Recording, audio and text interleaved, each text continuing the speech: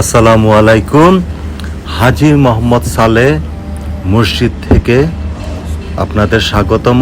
এটা হলো হাজী সালেহ মসজিদের ভেতরে নূরে হাবিবের মাজার। খুব সুন্দর একটা মসজিদ, একদম খোলা একটা এরিয়ার মধ্যে, পালমার রোডে, তানজং পাগারের সাথে। মসজিদটা খুবই সুন্দর। যদি সময় হয় প্রায় শুক্রবারে আমি ওখানে জুম্মার নামাজ পড়তে যাই।